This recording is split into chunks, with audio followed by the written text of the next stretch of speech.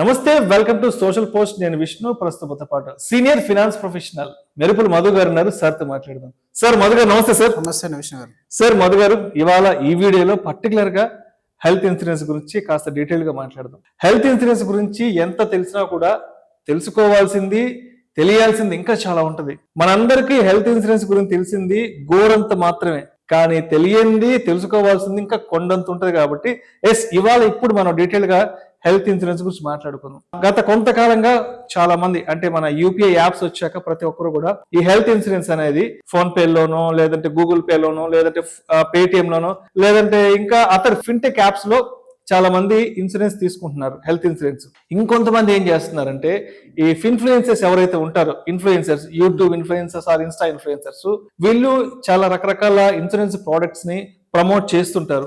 ఆ ప్రమోట్ చేస్తూ ఒక మాట చెప్తారు, మీరు కనుక ఈ ఇన్సూరెన్స్ తీసుకోవాలి అంటే ఈ వీడియో కిందన్న లింక్ ని ఓపెన్ చేసి ఇక్కడ రిజిస్ట్రేషన్ చేసుకుంటే మీరు ఈ హెల్త్ ఇన్సూరెన్స్ ని అప్లై చేసుకోవచ్చు అంటూ కూడా చాలా మంది సోషల్ మీడియాలో ఇన్ఫ్లుయెన్సర్స్ జనాలు ఇన్ఫ్లుయెన్స్ చేస్తుంటారు ఆ విధంగా ఇన్సూరెన్స్ తీసుకోవాలని.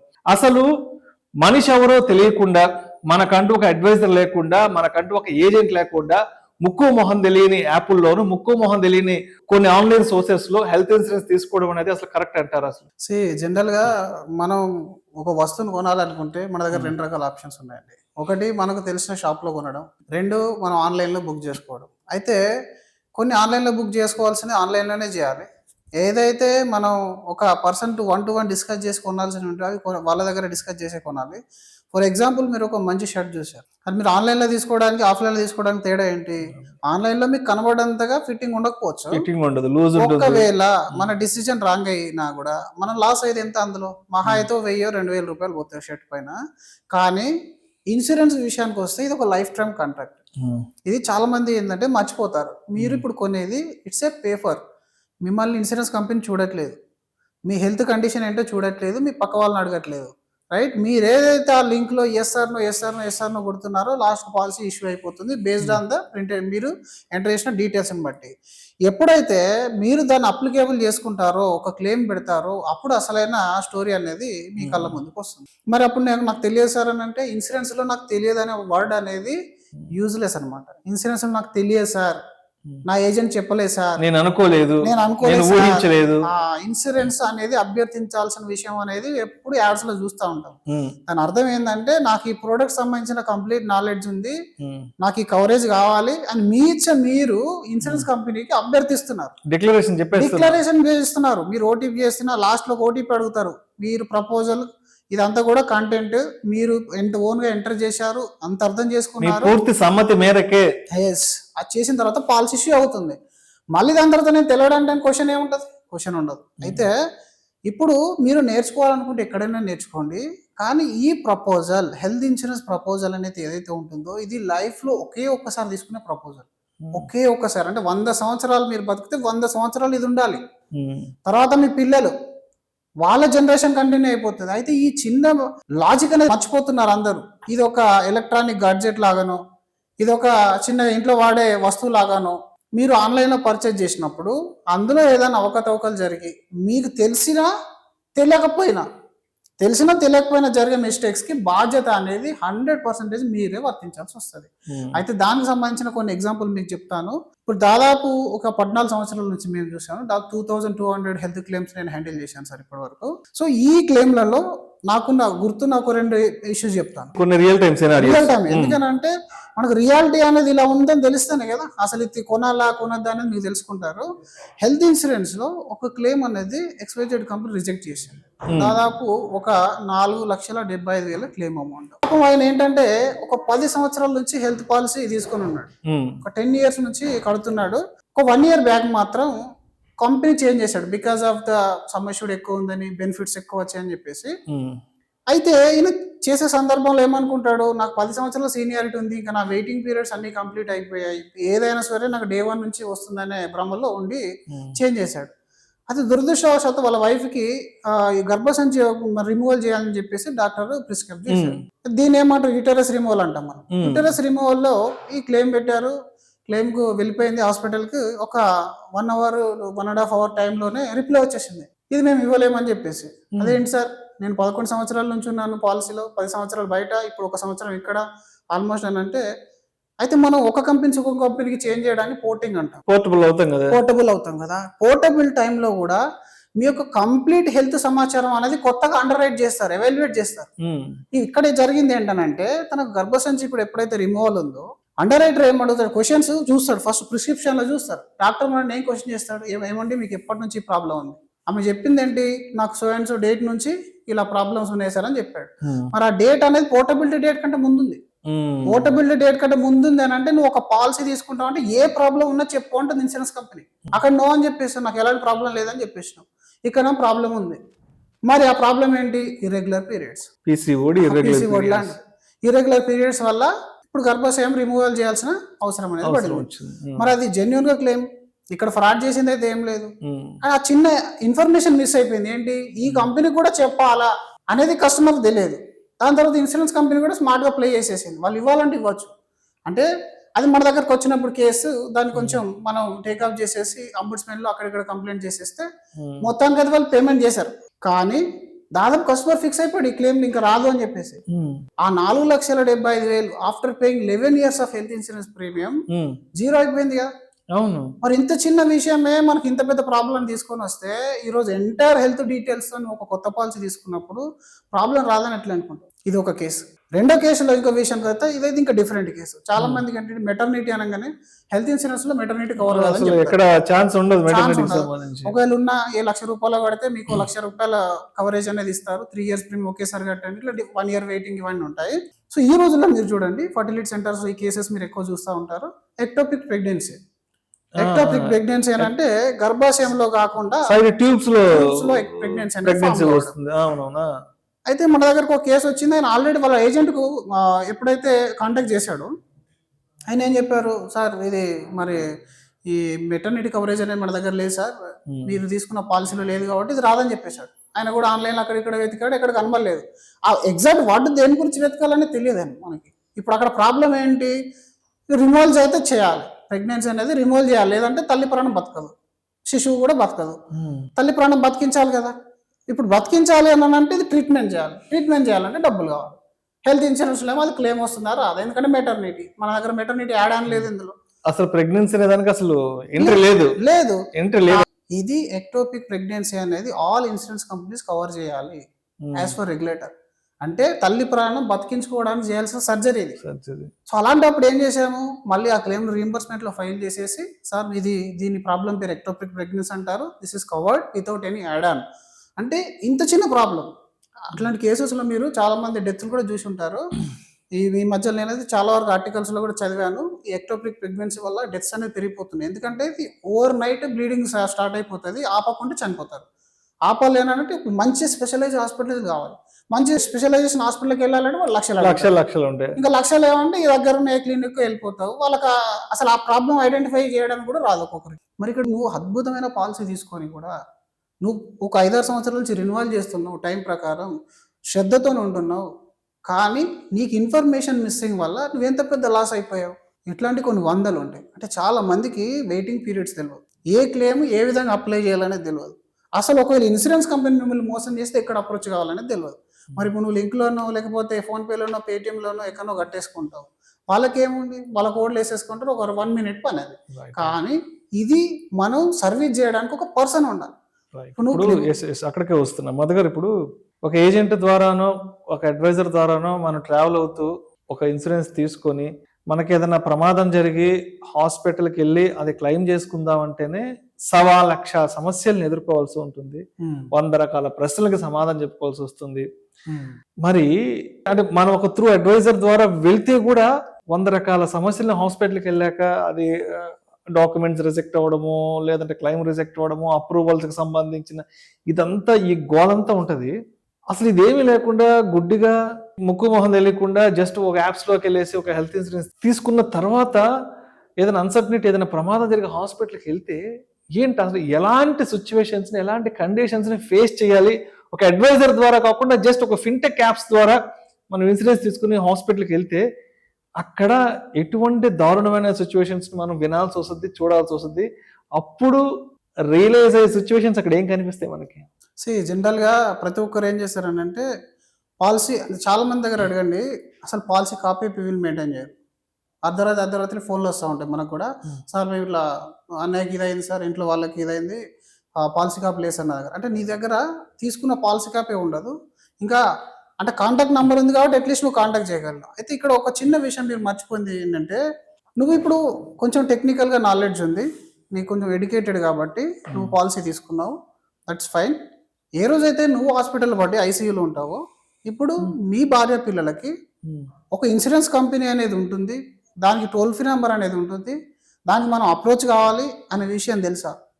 అసలు నీ పాలసీలో నీ క్లెయిమ్ అనేది వస్తుందా రాదా అనే విషయం తెలుసా? ఎవరితో ఫైట్ చేయాలి? అంత నాలెడ్జ్ ఏ హౌస్ వైఫ్ ఉంది? చాలా మంచి పాయింట్ చెప్పారు. ఇప్పుడు ఆ హెల్త్ ఇన్సూరెన్స్ తీసుకున్న ఇంటి యజమానే ఒకవేళ హాస్పిటలైజ్ అయ్యి బెడ్లోనో లేదంటే ఆయన కోమా సిచ్యువేషన్ లో ఉంటే అసలు ఆ కుటుంబ సభ్యులకి తెలియదు కదా, అరే మా ఆయన ఒక ఇన్సూరెన్స్ తీసుకున్నాడా లేదా, తీసుకుంటే అసలు ఏ కంపెనీకి తీసుకున్నాడు, ఎంత అమౌంట్ లో తీసుకున్నాడు, లేదంటే ఒక అడ్వైజర్ ఒక ఏజెంట్ ద్వారా పోతే అసలు ఆయన కాంటాక్ట్ నెంబర్ ఏంటనేది ఆ యజమానే బెడ్ మీద ఉన్నప్పుడు మరి కుటుంబ సభ్యులు ఇవన్నీ ఎలా హ్యాండిల్ చేయగలరు? సింపుల్ గా ఇప్పుడు ఒక పాలసీ కాపీ దొరికినా రిజెక్టెడ్ అని వచ్చిందని అంటే ఏడుస్తూ కూర్చోవడం తప్ప ఇంకేం చేయగలుగుతారు?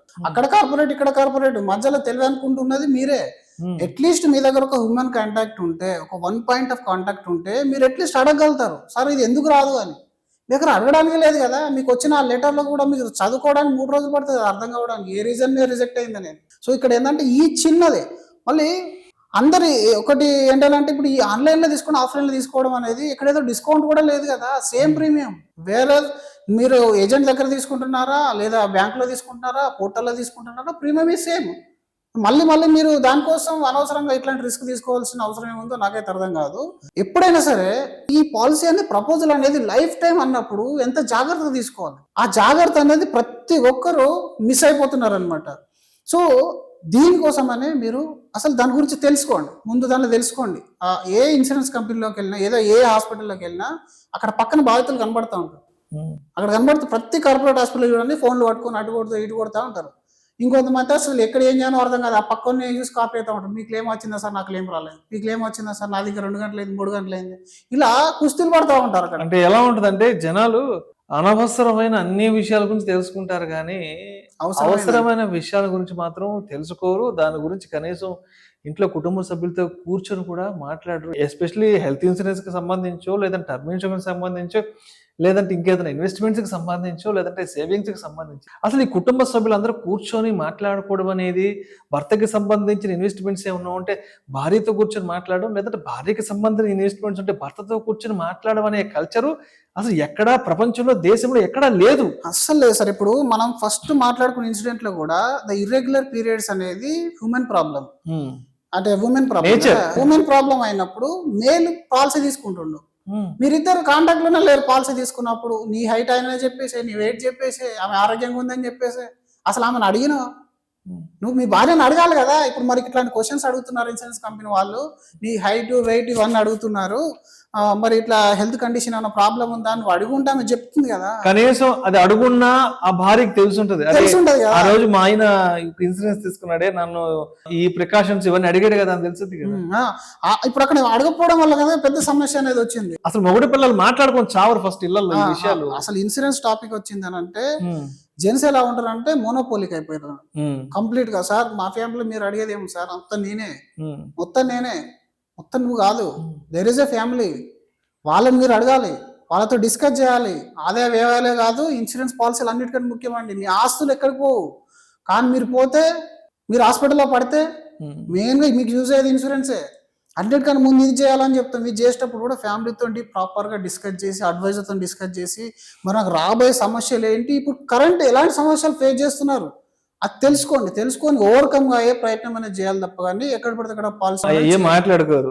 రేపు ఓటీటీలో ఆహాలో ఏం సినిమా ఉంది, లేకపోతే ఇంకో దాంట్లో ఏం సినిమా ఉంది, లేదంటే రేపు కొత్త సినిమా ఏం వస్తుంది, ఈ పనికి మాలిన చెత్త అనవసరమైన చెత్త అంతా మొగుడు పిల్లలు ఇంట్లో కూర్చొని మాట్లాడుకుంటుంటారు కానీ అవసరమైన ఒక మంచి విషయాన్ని మాట్లాడుకొని చావట్లేదు. ఇవాళ ఫైనాన్షియల్ టాపిక్స్ అనేది ఇంట్లో డిస్కస్ చేయట్లేదు. అసలు ఈ మొగుడు అనేవాడు ఆ పిల్లాన్ని కనీసం ఒక మాట చెప్పి చావట్లేదు. ఇదిగో నేను పలానా దగ్గర డబ్బులు పెట్టాను, పలానా టర్మ్ ఇన్సూరెన్స్ తీసుకున్నాను, పలానా హెల్త్ ఇన్సూరెన్స్ తీసుకున్నాను, లేదంటే పలానా ఇన్వెస్ట్మెంట్ చేశానని ఈ మొగుడు అనే వాళ్ళు ఎక్కడ పిల్లలకు చెప్పట్లేదు ఈ విషయాలు. ఎందుకు చెప్తారు సార్? అసలు ఇన్సూరెన్స్ అనే అంటే టాపిక్ ని ఒక అశుభం అనే ఏదో అశుభం అశుభం ఇప్పుడేదో దాని గురించి మాట్లాడడం, నేను బాగానే ఉన్నా కదా, నేను పోలేదు కదా. మీరు పోకపోతే హ్యాపీ కదా, పోతే ప్రాబ్లం. ఇప్పుడు ఎంతో మందిని మీరు చూడండి, తండ్రి లేని కొడుకులను చూస్తుంటారు కదా మీరు బయట. కొంతమంది అయితే ఆస్తులన్నీ పోగొట్టుకునే వాళ్ళు చూడండి. ఒక 30-40 లక్షల రూపాయలు హెల్త్ ఇన్సూరెన్స్ లేక డబ్బులన్నీ పోగొట్టుకొని బయట ఇప్పుడు నార్మల్ చిన్న చిన్న జాబులు చేసే వాళ్ళు ఉంటారు పిల్లలు. అలాగే చిన్నతనంలో తండ్రిని కోల్పోయిన వాళ్ళు ఉంటారు చాలా మంది. మీరు ఒకసారి వాళ్ళ దగ్గరికి వెళ్ళి అడగండి, అసలు వాళ్ళ లైఫ్లో ఏం మిస్ అయిందని అంటే ఈ ఇన్ఫర్మేషన్ ఒకటి మిస్ అయింది. ఈ టర్మ్ ఇన్సూరెన్స్ తీసుకోవాలని ఒక ఇన్ఫర్మేషన్ ఉంటుంటే ఆయన ఇప్పుడు రోడ్డు మీద బయటోడు కాదు కదా, ఆయన లైఫ్ స్టేబుల్ ఉండేది కదా. నువ్వు అనుకోవు చనిపోతా అని, కానీ దేవుడు అలా ఉండదు కదా. దేవుడు ఒకటి రాత రాస్తాడు కదా మన కోసం. సో మధు గారు, ఈ టర్మ్ ఇన్సూరెన్స్కి సంబంధించి టీవీ ఛానల్లో అప్పుడప్పుడు ఒక 1 minute యాడ్ వస్తుంది సార్. 1 నిమిషం ఉంటుంది ఆ యాడ్. అది ఎంత ఎడ్యుకేటివ్గా ఉంటుందంటే ఆ యాడ్, ఒక భర్తని కోల్పోయిన భార్య, అంటే ఆ ఇంటి యజమాని కోల్పోయిన భార్య దూరంగా కూర్చొని ఆ భర్త వైపు చూస్తూ ఉంటుంది. ఆవిడ ఇన్నర్ వాయిస్ ఎలా ఉంటుందంటే, నువ్వు కనుక ఆ రోజు కనుక ఒక టర్మ్ ఇన్సూరెన్స్ తీసుకొని ఉంటే ఈరోజు నా పరిస్థితి, మన పిల్లల పరిస్థితి ఇలా ఉండేది కాదు కదా అంటూ దీనంగా ఆ భర్త ఫోటోను చూస్తూ ఆవిడ ఒక ఇన్నర్ వాయిస్ లో మాట్లాడుతుంటుంది సార్. నిజంగా అంటే ఆ కంపెనీ పేరు మనం ప్రస్తావించడం అవసరం లేదు, బట్ అది ఎంత ఇన్ఫర్మేటివ్గా ఉంటుందంటే 1 నిమిషం యాడ్ అది, బట్ ఎంత నాలెడ్జ్ని తీసుకొస్తుందంటే అది. అంటే జనాలు రేపు లేచి ఏం బిర్యానీ వండుకోవాలా, రేపు హోటల్కి వెళ్ళి ఏం బిర్యానీ తెచ్చుకొని తినాలా, లేకపోతే రేపు ఏం సినిమాకి వెళ్ళాలా, లేకపోతే ఓటీటీలో కొత్త సినిమాలు ఏమున్నాయని ఆలోచిస్తారు. కానీ నేను ఒక సంవత్సరానికి ఒక 20,000 25,000 ఒక ప్రీమియం కడితే అది నా కుటుంబానికి, నా పిల్లలకి ఎంత ప్రొటెక్షన్ ఇస్తుందని అది మాత్రం ఎవరు ఆలోచించట్లా. 100కి 99% ఇలా ఆలోచించలేని సిచ్యువేషన్లోనే ఉన్నారు. ఆ 1% ఎవరైనా ఉన్నారంటే yes, hats off to the people. మన ఇండియాలో ఏంటంటే సార్, స్టోరీలే నడుస్తాయి సార్. ప్రోడక్ట్ ఫీచర్ చెప్పండి, ఏ ప్రోడక్ట్ ఎవరు కొన్నారు. మంచి స్టోరీ చెప్తే మాత్రం అది సెల్ అవుతుంది. ఇప్పుడు అక్కడ కూడా ఆ డైలాగ్ కానీ ఆ వీడియో కానీ లేకుంటే కనీసం ఆ యాడ్ కూడా చూడరు ఎవరు. ఇప్పుడు టర్మ్ ఇన్సూరెన్స్ ని ₹1,00,000 ఇస్తుంది, 20,000 కడితే అని అంటే 20,000 కూడా కట్టడానికి ఆలోచిస్తున్నాం అంటే ఇంకా మనం ఎంత స్టూపిడ్ థింకింగ్ లో ఉన్నామో చూడ ఆలోచించండి.